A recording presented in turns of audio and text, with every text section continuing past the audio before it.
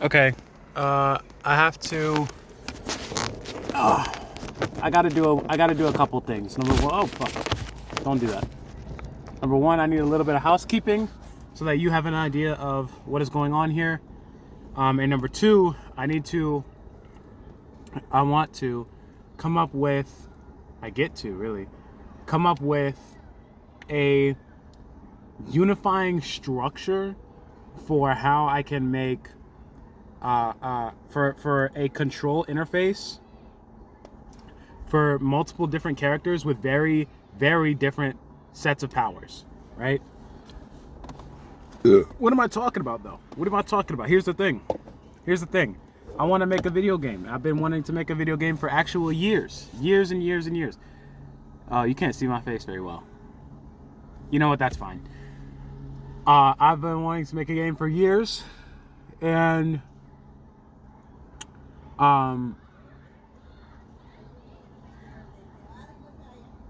there have been a good few, like a good couple of games that are very inspirational to me. Infamous is a big one. Ghost of Tsushima also is kind of up there in terms of just the amount of like functions that you can accomplish on a controller. However, that's a lot of buttons, and I don't think it's very casual friendly. And I don't want to like I'm not in a position to be able to make a game that appeals specifically to this kind of like experienced gamer archetype. Like, not everybody is going to be familiar with the concept of button combinations. People don't even use keyboard shortcuts, okay? So I've got to kind of pump the brakes on that, and I had to really like sit down and really think about what do I need in my control schemes, and how many buttons, like how many functions can I fit onto a controller without but like before we get into button combinations. And when I get into button combinations, how is that like how can I make that accessible for folks, right? So here's the thing, right? This is, I guess, my first devlog. But the problem is that it's not a normal devlog, because I think that people have this misconception, right? A couple of misconceptions. That one, game development requires coding. But here's the thing, not all game development requires coding. You need concept artists. You need like people who can fucking like turn ideas into visual representation. You need sound designers. You need composers. And quite frankly, those are not code friendly, right? There's a lot of different things that go into the process of making a game that I don't think are covered very well when it comes to people's devlogs. I feel like what people are really doing is like code logs, which is fine. That's awesome, and like that's needed, especially quite frankly for someone like me who wants to make a game and is not a coder at all. So I'm going to have to learn to I'm going to have to build that skill up pretty much from scratch here. So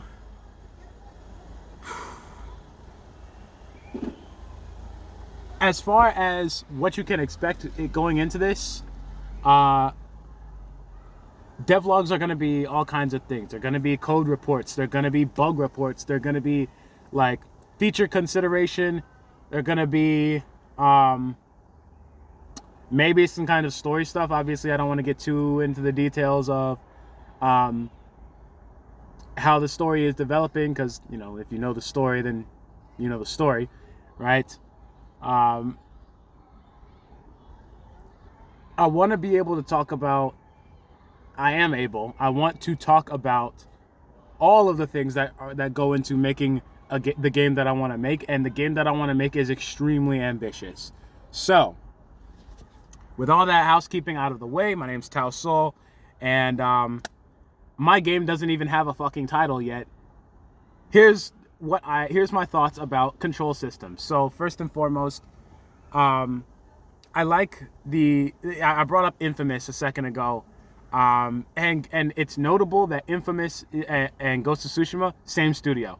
I brought up Infamous because I like that, like my idea for having a unifying control system for characters with very different powers comes from Infamous.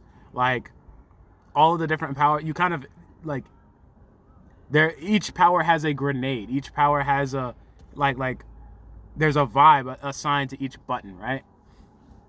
And so, but my thing is, I want the control scheme to be intuitive to someone who's never played a game before. So, right? So, like,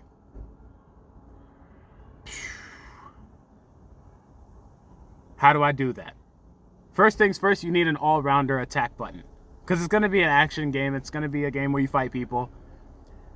First things first, you need an all-rounder attack button. You need a movement button, probably. Like, okay, obviously you've got the stick, but then you run into a wall. So, do you press a button to get over the wall? Do you just hold the stick in the direction of the wall and your character gets to moving? That seems like, honestly, like, hard to control, especially if you're a casual. Like, it seems like I get the feeling casual gamers have a tendency to, smack their virtual faces into things, and I'm not trying to have the audience, accidentally climbing up everything all the time, right? So you want to have, like, you want to have a movement button, right? And the thing is, like,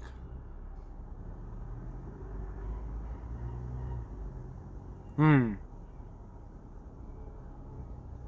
have options, right? When we're thinking about when we're thinking about movement controls, typically what you see is one button for speed and one button for verticality, because, like, or one button for, rather, defying gravity, right?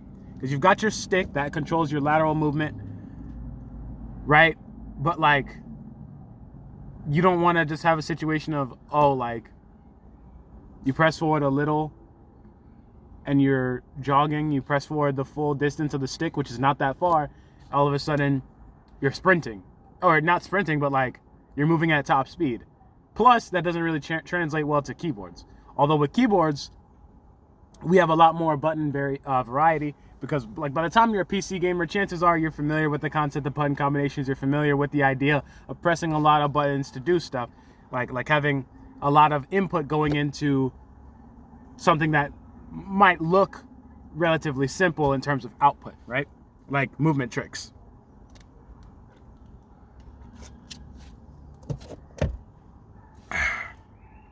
So, let's talk about movement. It's important for me to, like, it's important to be able to walk. It really is. It is important to be able to walk around the world that I'm going to create. The real world is very beautiful, and it's important to be able to walk in it. It's important to be able to walk literally and metaphorically, right? If you're always rushing in your life, you, like, there's this line in a song that I've heard, although it's probably like a quote from something else that was sampled, but it doesn't really matter. The point is, it says, I said it before and I'll say it again, life moves pretty fast. If you don't stop to look around once in a while, you might miss it, which is extremely true. If you don't stop to look around, you will miss it. In fact, you literally will miss it. So if you're speeding around the world all the time, you're not going to stop to be able to appreciate its beauty, and the amount of style that I put into the world is largely going to go to waste. So it's important to be able to walk.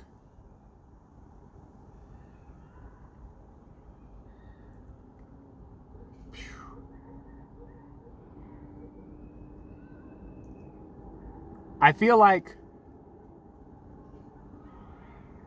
a lot of games have, if this makes sense, it makes sense to you. If it doesn't, it doesn't. I feel like a lot of games have video game movement, but not, like, realistic movement. And here's what I mean by that.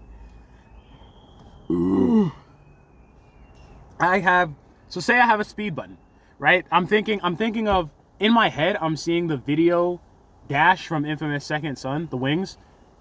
I I typically use those wings because they move the fastest. They like you move laterally the fastest, you move vertically the fastest.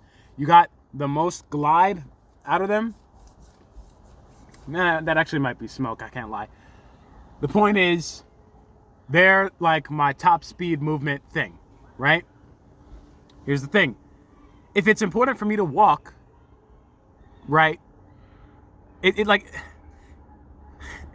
it's important to have multiple speed levels. Walking, mandatory, right? Jogging, important. Like, you don't always want to be moving top speed in combat. It's disorienting. And sometimes you need like more subtle movements, but still quick. Quick and subtle. You need agile movement. Agile movement is quick, but it's not fast. Like, it's quick enough to get your it's quick enough to dodge things, it's quick enough to be evasive, but it's not like agile movement is not necessarily what you want when you want to cross a long distance, right? For that you want something fast. You see what I'm saying? Like, think of like a bullet train. Like, the faster a train moves, the less it's able to turn. Do you see what I'm saying? And again, the faster you cover distance, the more potentially disorienting it is. So I'm thinking, okay, in terms of movement, we've got the lateral movement covered by the stick and by the WASD. I don't want to say WASD, it's too long. The WASD. We've got we've got the vertical button. Like, I'm just thinking like spacebar as a jump button is it's just too good, and bottom face button as a jump button also, it's just right there. Like, it's intuitive, it's good. Like, I don't think that I need to reinvent the wheel on that one, right? But here's the thing. If we got a speed button, I want it to be interesting. Okay, so speed levels. Different amounts of speed, right?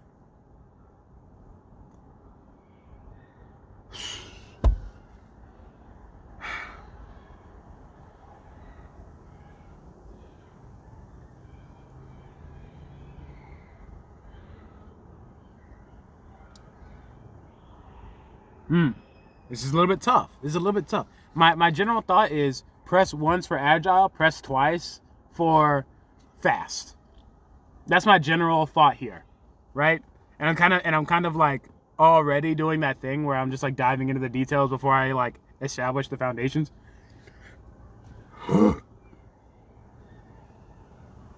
So you press once for agile movement. What does that look like? That looks like your dash, right? That looks like your jog, potentially.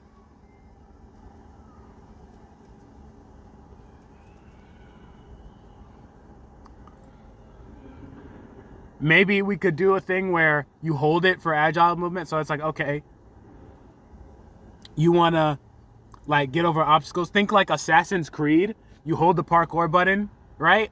There we go. See, now we're getting somewhere. Think like Assassin's Creed. You hold your parkour button and you get your agile movement, right? But then, like, if you're trying to cross a long distance, quite frankly, I'm not trying to hold a button the entire time. There's a reason that you can click L3, which is clicking in the stick if you're a casual. You can click L3, or I'm a PlayStation kid. I'm not using Xbox terminology. You do the translation yourself. You can click L3, and it just toggles sprint in most cases. You don't have to hold down L3 while you're sprinting most of the time. So I'm thinking, okay, you double tap and you enter fast mode for as long as you're holding in a direction. Once the stick returns to normal, you're no longer in fast mode. You'll have to double press again, right? This also opens up the ability for people who are more familiar with games, right? They can double tap to get fast movement whilst in combat. If they can manage the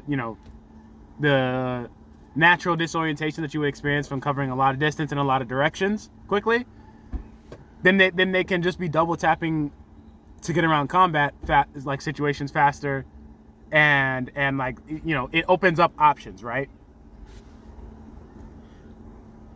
But if you just press, you'll just jog. Like, you'll move at your character's natural, like, I want to go faster, but I need to be sustainable pace, and you will traverse obstacles effectively and efficiently. I think while you're moving fast, though, honestly, it might be the case where while you're moving fast, if you run into obstacles, you actually just fucking get knocked on your ass. Like, you actually have to learn. Because here's the thing. I want the powers to feel real. Like, I want you to feel like you're really working with the power set that you have in the game. And here's the thing. If you're a character and you have the ability to go real fast, like, bro, if you trip on, like, a curb, like, your ass is rolling. Your ass is rolling. And now it doesn't necessarily mean that your ass is going to be rolling and then enemies are going to have perfect tracking on you, and if you hit a curb while you're trying to go fast, you'll just die in a combat encounter. I don't need to, maybe at higher difficulties, but I don't need to, I'm not thinking about higher difficulties right now. So I'm thinking you get your jump button, you get your speed button, you get single press for agile, you get double press for go fast, right? Going faster naturally needs to have more risk associated than moving at a sustainable pace that is agile, right? I don't want people to go so fast that they miss the beauty of the world for free. All right, okay. So we've got 17 minutes down basically, and we've got 2 buttons. We've got 2 movement buttons. Amazing. So, 3 buttons, because I said you need your all-rounder attack. That's going to differ based on the character. Some people are going to be, more ranged. Some people are going to be more up close. Like if you're familiar with fighting games, I'm not trying to have your main attack be a light attack. I'd want it to be more of like a medium. Like, I want it to feel like you can rely on your all-rounder attack. Like, if you want to just go through the entire game just using your all-rounder attack, not worrying about resources, not worrying about taking extra risks by trying to get bigger amounts of damage at a certain time, just sticking with the all-rounder thing, it should feel good to solve problems with your all-rounder attack, right? So, like, in Infamous, for example, it should feel good to solve problems with your basic bolt, right? Which is why, best example I have of this, Infamous 2, Evil Path, Skull Bolt, right? It feels good. Why? Because, okay, it's your all-rounder. If you want to just fucking blast people with it, just bop, bop, bop, bop, blast people in the chest with your Skull Bolt, you will handle it. You will handle enemies with that. You will do the thing, right?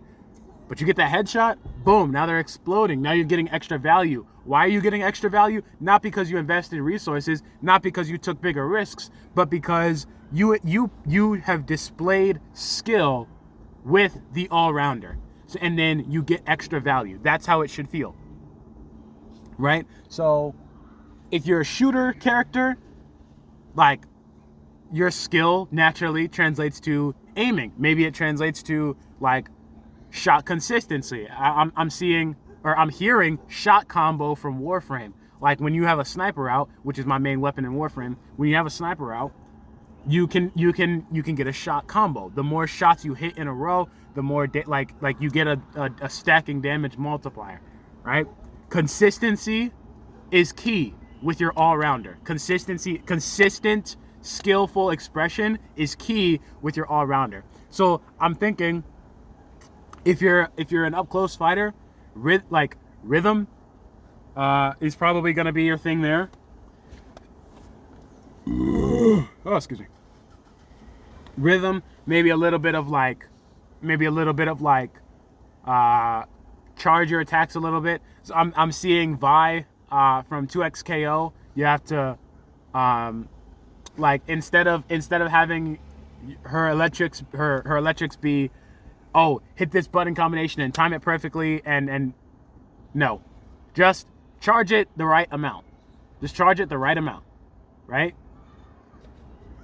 If you're an up close fighter, I want it to feel like you have to work with your breath consistently in order to get those high value hits in, right?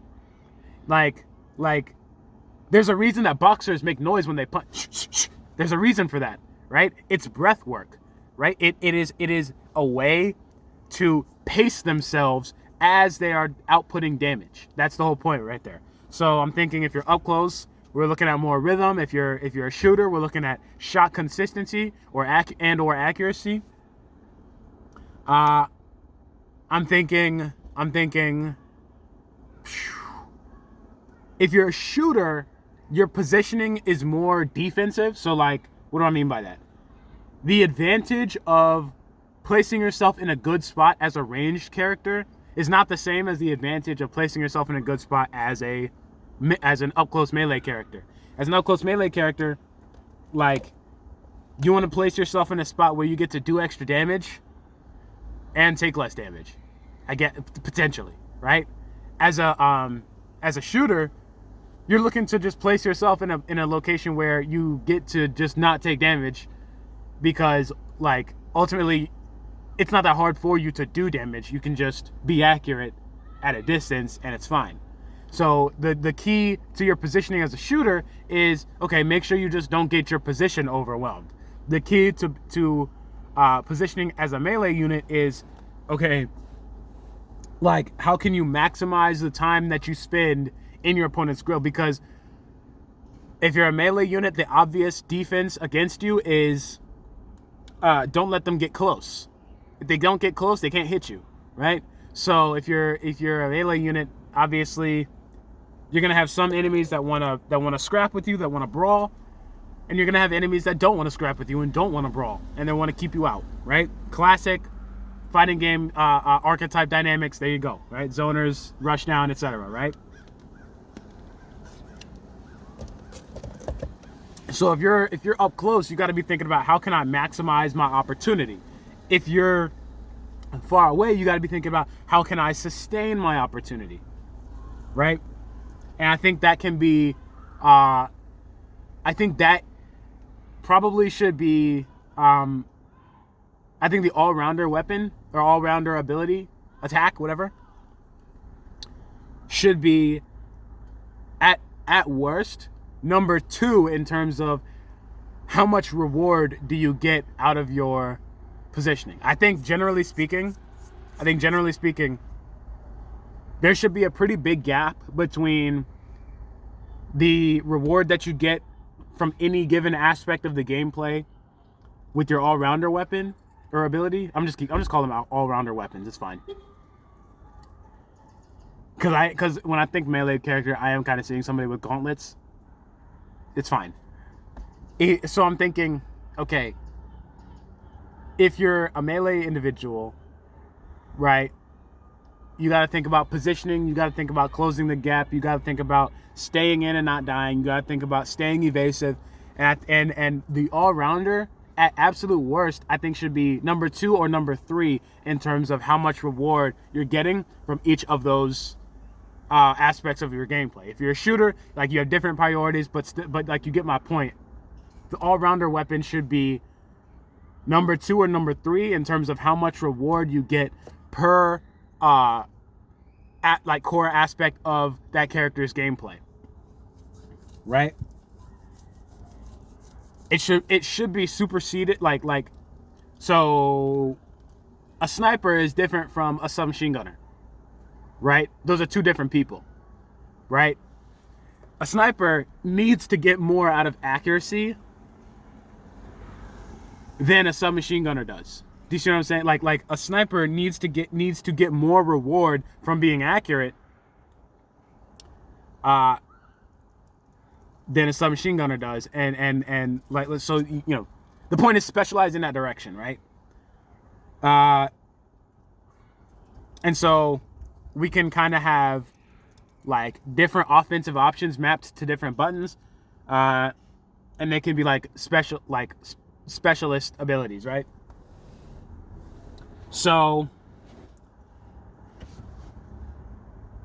how do I determine? Okay, so what do we have? Let's take a second, take some inventory.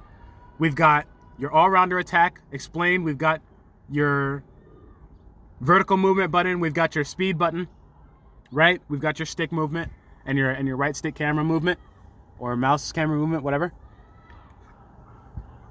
I think those two are pretty locked in. I don't think there's any reason to reinvent the wheel on those.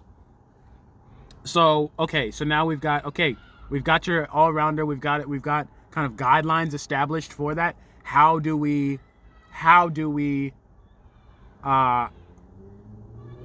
develop a specialist weapon, and how many specialist abilities should a given character have? Do you see what I'm saying? I think I can immediately see 2 to 4. So you've got your all-rounder. Oh, 3 to 5 actually.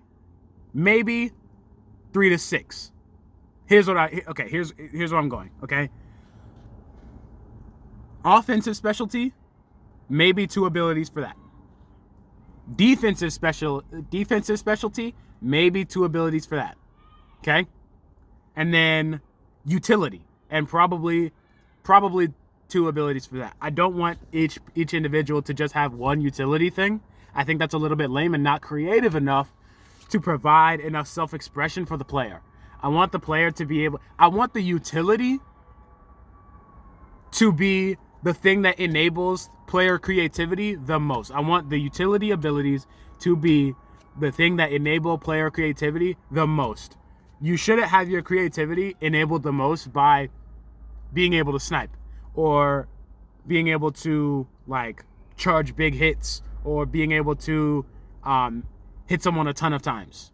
Like, that's too simple. There's not nuance there.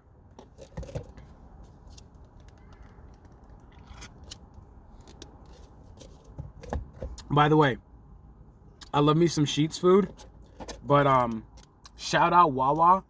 They got like guava juice blends and mango juice blends, and what I'm drinking right now is a combination. I got 2 of them. I got 1 of each. What I'm drinking right now is the combination of like, I drank like half of each one and then I combined them. Shit is delicious. It's really keeping me going. Okay, so let's kind of map this out a little bit, just to have like a strong idea of what we're working with, and also like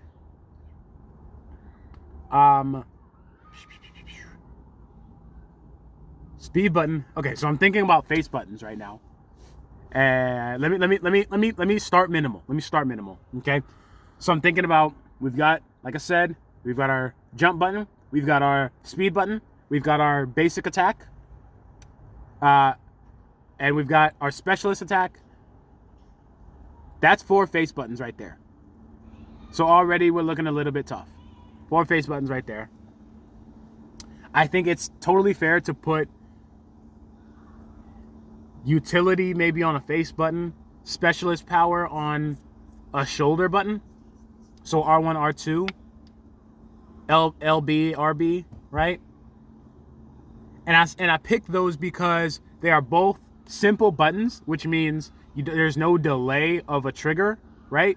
I don't want that for important combat powers that you need to use reliably and often and quickly. I don't want those to be on trigger pulls. I want trigger pulls to be saved for things that are more impactful, right? And so perhaps it's like we're looking at, to kind of steal some 2x KO terminology, we're looking at jump, speed, utility, jump, speed, utility, basic attack, speed, utility, basic attack, and special 1, defense 1,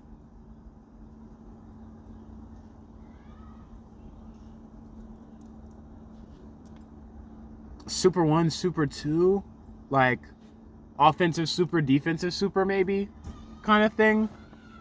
If that's the case, now in terms of buttons, the only buttons I have left are D-pad buttons, which to be honest, if I'm thinking about a 3D environment where you're running and jumping, fighting, you know what buttons I don't press a lot when I'm playing Infamous or Ghost of Tsushima or like Destiny or like Warframe? Like, you know what buttons I don't press a lot when I have to move a lot and fight a lot? D-pad buttons. So maybe I put supers or like big things, big plays that you kind of want to have in your back pocket, but like don't necessarily get used often, kind of your wild cards. Maybe those go on the D-pad, and then now my triggers are freed up and I can still get creative with those. That might be the play. That might be the play. So we're looking at jump button, speed button probably, basic attack button probably, utility button, maybe on the top face button. We can workshop it. Specialist ability on the bumper, defensive ability on the other bumper, right? I'm seeing God of War 3 Golden Fleece, like, oh, what's that? You need defense right now? Boom, hit L1, now you've got a parry. Hold L1, now you've got a block, right? Similarly, they did this in Prototype as well, right? Oh, you need defense right now? I think it was actually flipped in Prototype. I think it was R1 in Prototype. But the point is, it was on a bumper. Your defensive option was on a bumper. Boom, you press that. It's a button. It's a button that your finger is going to be resting near. Boom, you press that. And now you've got your defensive option. Something that you're going to need to be relying on very regularly, right? Right? You don't want to put that on like triangle. That would be bad, right? You want it to, and you have to consider as well, most people are going to be, if we're talking about controllers, most people are going to be holding a controller like in a way that is natural to the ergonomics of the controller. The controller ergonomics don't necessarily require that your middle fingers be near the triggers, right? But your index fingers will be near the triggers and or the bumpers, right? You will have you're not going to hold a controller like this in such a way where your fingers are not near the buttons that are on that are there for your fingers to rest near, right? Like obviously there are people who will do that, but it's unlikely for a casual person to not find that intuitive to have an option that you need regularly on a bumper button. I think that makes sense. So we've got defensive option, specialist option, maybe defensive option 2, maybe specialist option 2. We'll kind of hold off on those. Utility, main attack, speed, jump. I think that's solid so far. And I want to genuinely, I feel like a lot of games fuck this up. I want to use words that are intuitive to people who have not picked up a controller before and have not played an action game before. I'm not trying to have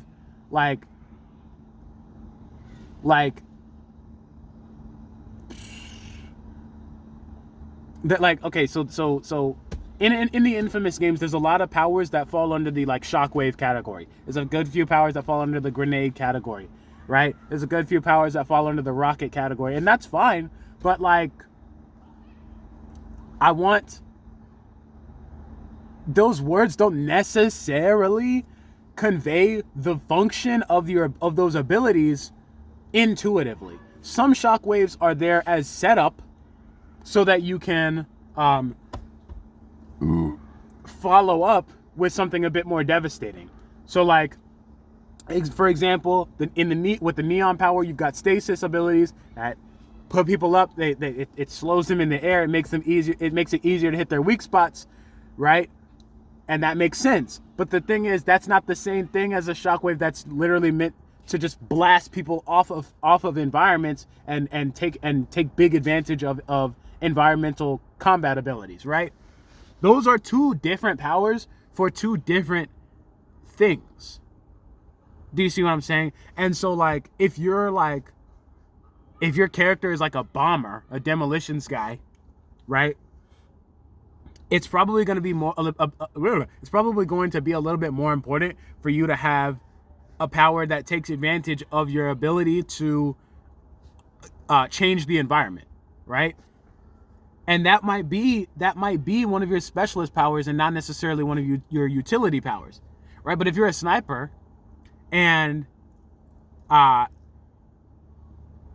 you have like so if I just like steal the neon power, right? You've got your sniper, you've got your like blast to slow people in the air, like that. Honestly, that could be a defensive option. Like, oh, it's your shockwave. Like, well, here's the thing about shockwaves: they deflect some projectiles, right? So maybe it's the kind of thing where the sniper character doesn't have a whole lot of defensive options, but they do have good get the fuck off me tools. They do have good back the fuck up and let me get back in my preferred range options, rather than just like a shield. Do you see what I'm saying? Because a shield is not going to protect the sniper from somebody that's already in their grill, when in order to dispatch that person that's in their grill, that you still have to snipe them. Do you see what I'm saying? So it might be the case where when you're the sniper character, in order to get in that character's headspace, it makes more sense for you to have that stasis blast. I'm just gonna rip it for now. Look, we're still in early stages. It's fine. I'm just gonna rip it for now.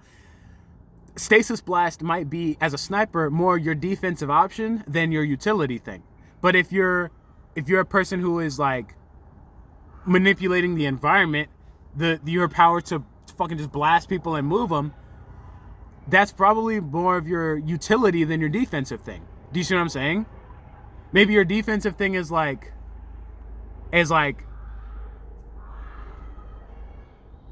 I don't know, blowing things up around you, but not taking damage from your own explosions, and like blowing things up around you, reposition, like rocket jump. I'm seeing Jinx from 2XKO, like, oh, what's that? Fucking boom, I can just rocket jump. Boom. Like, oh, you're in my grill and I'm an explosions like expert. Boom, rocket jump, I'm out. Like Junkrat, right? Like literally like Junkrat. Actually, like, oh, someone pulls up on Junkrat, like Reaper pulls up on Junkrat. What's the most effective thing for him to do? Oh, concussion mine, blow that shit up. Boom. Now you're getting knocked back. I'm getting knocked back. There's distance between us, and your shotguns are now less effective, right? You're now closer to the mid-range, right? I can do my thing. I can like blow up the floor underneath you while you're falling, etc., etc. Like we're kind of working with things here, right? So it's important to have the buttons have like vibes, not necessarily specific categories of controls. I think so. And I totally understand why you would take the opposite route, where it's like it's important for buttons to have like dedicated categories, not necessarily change function based on the vibe for that character. But in the game that I want to make, I want to have characters with like pretty diverse power sets, and also I want to do a thing where like the character you play kind of affects the style of the game. Each character's personality is kind of manifested in the stylization of the game. That's kind of like we'll call that a stretch goal, I guess. Okay. So we've got wild cards on the D-pad, movement, speed, main attack, utility, specialist, defense. And then we've got two buttons remaining, and we can kind of use those as flex buttons. And I think genuinely, for now, I think that like I think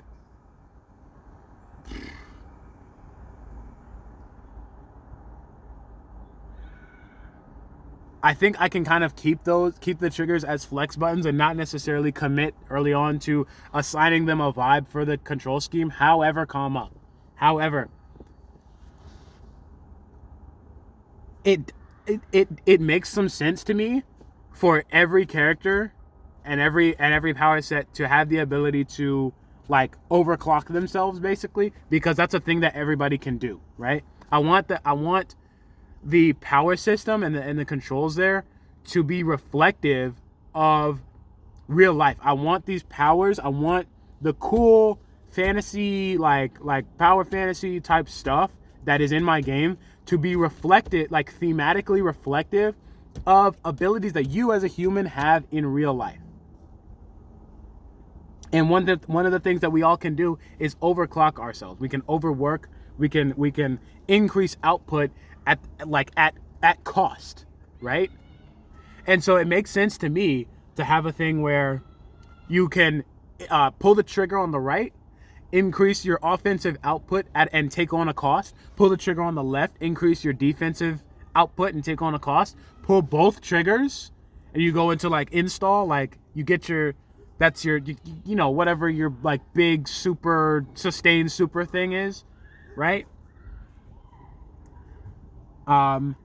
Maybe it does or doesn't take from the same pool of resources as your wild cards that are on the D-pad. We can work that out later, I think. But we'll call that like a tentative, like maybe kind of trigger function. And that fills up controller buttons pretty much. And then maybe like R3 is like lock on, maybe R3 is like center camera. I think center camera might be a little bit more useful. Maybe it's like it kind of depends on the character that you're playing. I don't know if I want to have camera controls like change based on the character that you're playing, but like what I mean is like being able to lock on as a sniper is not the same as being able to lock on as a melee unit, and being able to turn around, click a button, and then have your camera face where your character is looking is not the same as a melee unit as it is for a sniper, right? And so that might be like a awareness button, but that can kind of be workshopped. I think that's something that definitely would have to get played with in the experimentation phase. Like I think that's something that I would actually have to like build up and really work with, or at least gather data and information from other games that do or don't have this function, like lock-ons or like camera alignments or whatever, right? And kind of tailor it based on, okay, so people have discovered that being able to align the camera with your character is useful in these kinds of situations. Being able to lock on is useful in these kinds of situations, and tailor that to the game. The point is, it's kind of tentative, but we kind of have a full suite of controls for a controller here without working with any button combinations, and still affording us the flexibility to map different kinds of powers onto these buttons without betraying the vibe, the feeling, the intuitive feeling of pressing that button, right?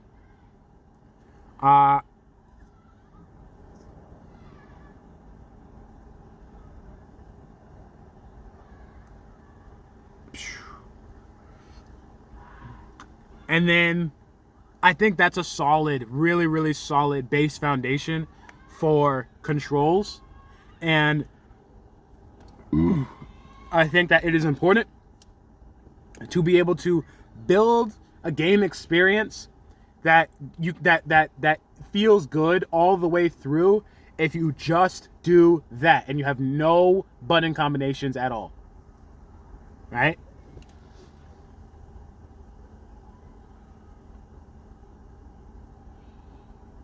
I'm thinking about like a sniper, and I'm like, when I'm sniping in Warframe, I zoom with R3. And I feel like that makes sense. I don't think it makes a ton of sense to have ADS be on a button that's not your camera button. That seems like a big waste of a button to me. And it's not like, I think that it's really, really, really nice in Infamous and in Warframe that your crosshair is just on the screen. So I think when I'm working with a shooter character, I'm just gonna have crosshair is just on the screen. ADS, aim down sights, your zoom in, your focus, your whatever. That's gonna be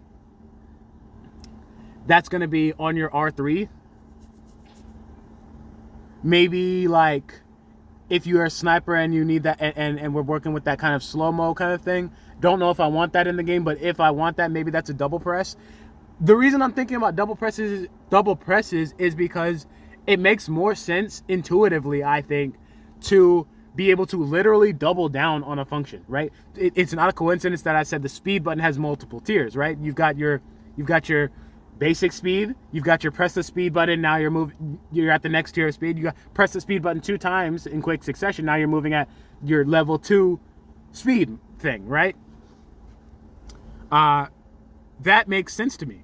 Right? In the same way that you press the jump button to jump, and you press the jump button while you're in the air to double jump. You see what I'm saying? It's a double down on the function that the button already has, right? So I'm thinking zooming in and like aiming shenanigans, that might be on your R3. And maybe it is just that versus a lock on, because a melee character really doesn't need to zoom in that much. And a melee character is probably not going to be your kind of, it's probably not going to have the personality of like a scout like that. Like your melee character is not going to be the one in a lot of cases like going out and scouting, because like if a scout gets spotted, they need to either be able to engage from where they're at, which by the nature of being a scout they kind of have some distance, or get the fuck out from where they're at, right? And I don't think that is really suited to your like brawler archetypes, right? So, just to recap and kind of lock everything in, I'm really nervous for some reason.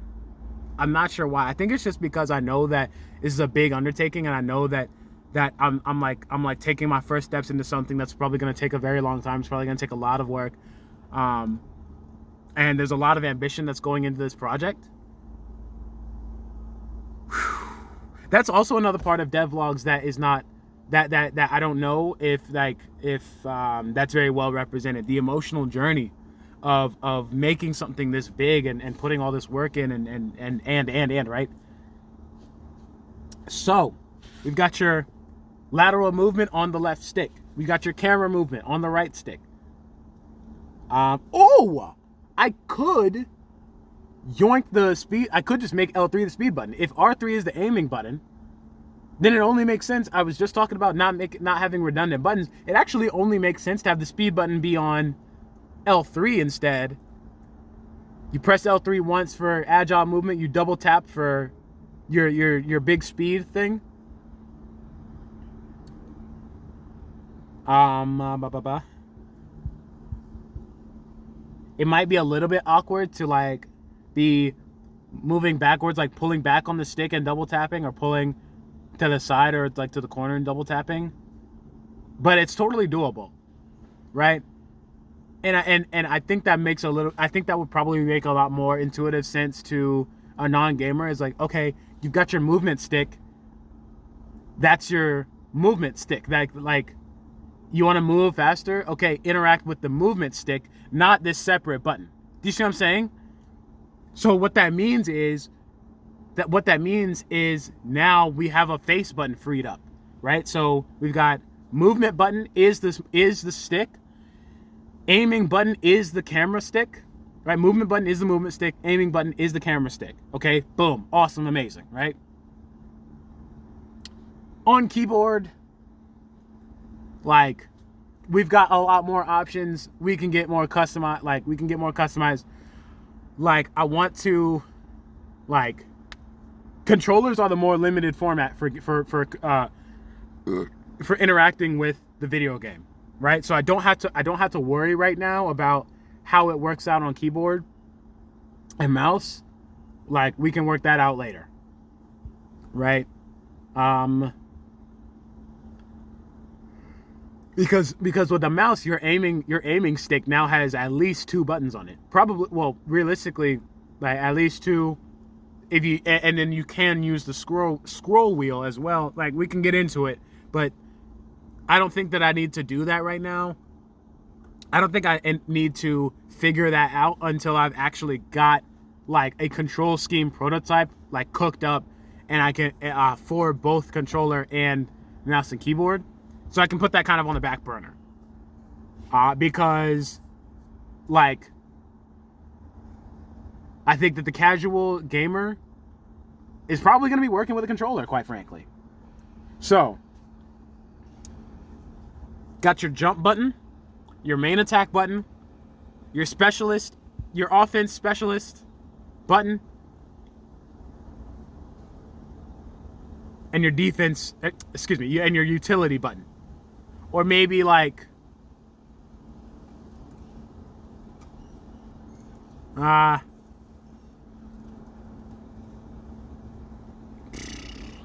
I'm thinking right now, I'm like, do I want to overlap the utility button with like the interact button? Because like, I don't want to have a button that is interact, but then during combat, it's useless. You see what I'm saying?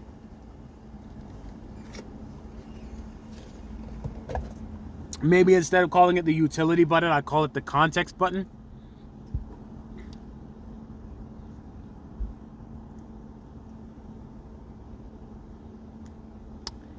But I think ultimately it's not going to make a whole lot of sense to have the context button be anything other than the utility button. Like, I don't think it makes sense for it to overlap with any button that isn't the utility button.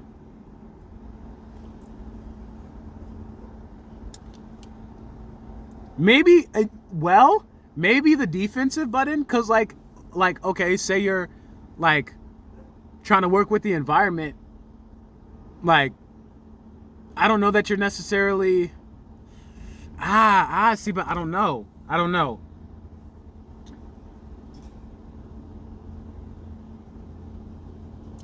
It's at this point that there might be a need to have like a combat tag, basically. Like, are enemies aware and hostile at this time? If so, then it's the defense button. Or maybe if so, it's the like combat utility button. Yeah, that makes sense. Combat utility and then like context utility. Yeah, it's probably just going to be that. So we've got jump button, basic attack button, utility / interact button, and specialist offense, defense on a shoulder button.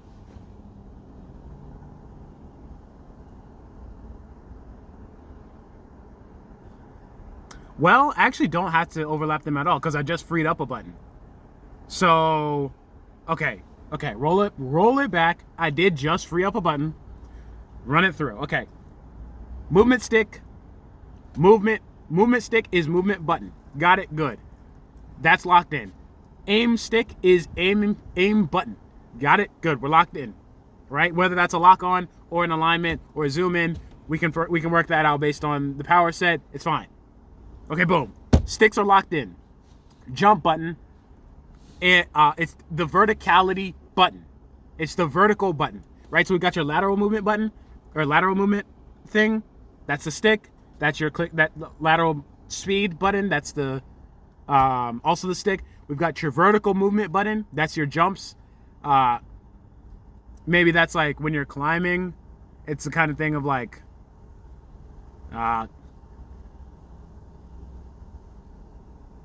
I think, honestly, I don't know why I just thought this, but I'm thinking hold the button. So, like, I'm seeing Atreus climbing the wall in, what the fuck, God of War Ragnarok? So I'm thinking, like, okay, you can hold the button and then push in a direction, and your character will, like, do that thing where they're, like, looking for the next handhold, looking for the next thing that they can grab onto. And then when you release the button, then they jump to it. I think that makes more sense. Right? It's your vertical movement button. You press it to find vertical movement. You release it and they move. I think that makes sense. And like, it still feels like if you know how to climb, you can just press in a direction while you're on a wall, press the button, and they will move, right?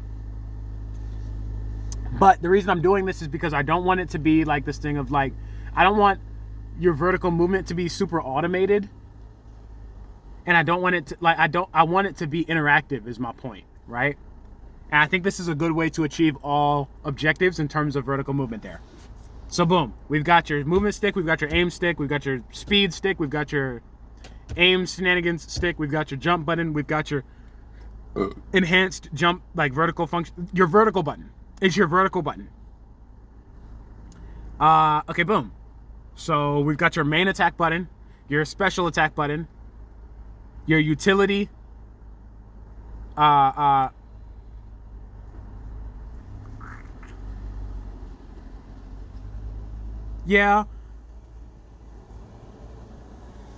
I will say utility, I think should be on a face button. I do think that's something that deserves to be on a face button. And then your context button, your context interact button, I think that like interact with the environment button, right? So, oh, what's that? You're a brawler and you found a fucking like destructible part of the environment, or you found pocket sand or whatever, like rocks you can throw, whatever, right? Just kind of shit popping off the dome. You put that on R1, you put your defensive option on L1, right? That way you can have when you're in combat, you're worried about positioning. That's a defensive thing, and it's an offensive thing, but it's also it's mainly it is always a defensive thing, even if you're an up close brawler person, right? And then on the same hand, you've got your defensive ability, right? I don't want to have your positioning be on a separate hand from your defensive option. And I don't think I need to have the positioning be on the same hand as your interact with the environment option. I don't think that's necessary. And I think that it will be more intuitive to have your defense be on your movement hand. Right? Okay. Then we've got your wild cards, your special plays, your whatevers on the D-pad, and maybe that's something that like you can swap out. Like you can pick 4 things to have on you, like 4 special plays to have on you, and just access them with the D-pad. So like you can like go into a menu and be like, okay, I want this, and this, and this, and I do think that like I don't know. I think when it comes to the wild cards, I think I want to have like 3 that cannot be swapped out during combat, like swapped out while your combat's act, and 1 that can. I think that's going to be really interesting. And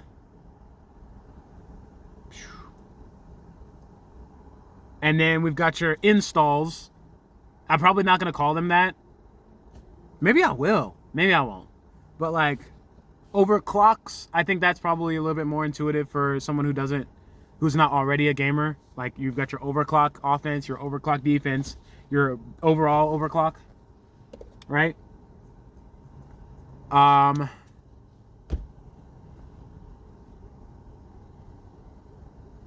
then that I think is a very, very full and complete, robust set of controller outputs. And then following that, then as you get further into the game, you can unlock things if you want that involve button combinations, but you don't, as I said prior, it needs to be a situation where you can go through the entire game, you can experience the entire game, have a good time, have a gaming experience that feels good based on no button combinations. I don't want people to have to learn how to do button combinations to be able to play and enjoy the game and get through it, right? But like more advanced, nuanced, niche abilities, like I think that those can be button combinations, and they would be combinations based on what the thing is. So like, if it's a thing like if it like say you unlock a like big lunge punch ability, right? And the purpose of it is close the gap and do a bunch of upfront damage. Like, boom, that might be a movement. That might be a like utility and specialist button combination, right? Or maybe it's like I don't know. I don't need to like get into that and like lay all that out right now. It's just like we have the basic control scheme, and then like from there we can build out button combinations if it's necessary for creating a more robust power set for that given character.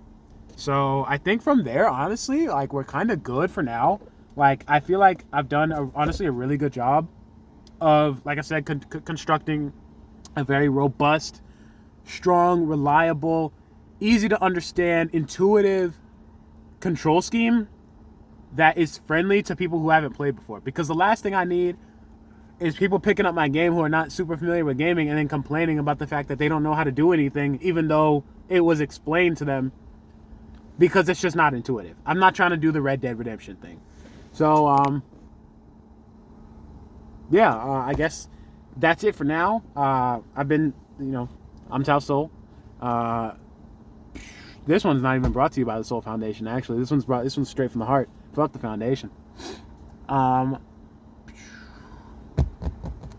don't know what the work process is going to look like moving forward. I don't know like what the development timeline is going to look like, because like I said, I don't know how to code, so I got to learn how to code. I got to learn all of the actual mechanics of making the game for real. I have to learn how to get into a game engine and make a thing that exists.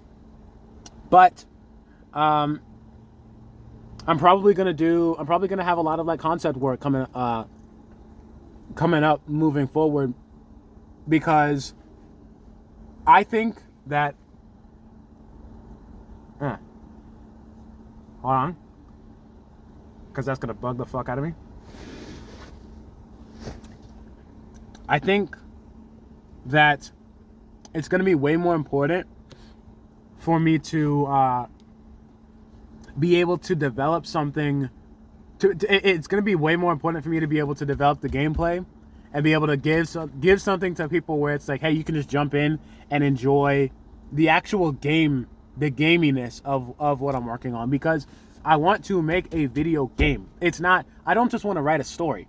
Like, if I wanted to do that, I'd be working on a book right now, and I would be documenting ideas and writing things down and like creating outlines and working on and doing book stuff, so that I can create a robust story.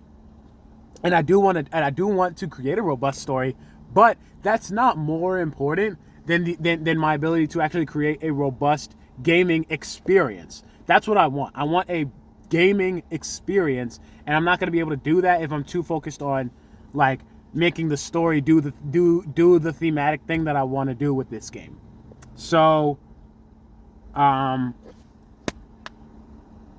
plus it gives me the ability to be like, to put out a version of the game that's literally just like, hey, like I've made some cool arenas. I've got a bunch of different characters, and they've got a bunch of cool power sets, and the control style is intuitive. There's some progression to it, like skill tree kind of thing, and like boom, like that's a game right there. That's a game right there. I don't even have to make a story, and then I can come back and like do the story afterwards once I've already got the actual game foundations locked in. And then in the meantime of me working on that story, and because I will be a bit of a perfectionist about that, I can already tell that that's something that I'm going to have to deal with and find balance around. While I'm working on that, I'll be able to have something that's like, hey, you can still play this game though. You can still enjoy this gaming experience though. Right? And then I can like put these same characters, these same like progression. Even if I literally make the game, make this like just like arena fighter, like arena action game, right? I'm seeing the infamous Second Son First Light DLC where you get to play as Fetch and you got those arena combat situations. Like, even if it's just that, I can then literally just take that and then put these characters in a story that is robust, and then boom bam, now I've got best of both worlds kind of situation going on.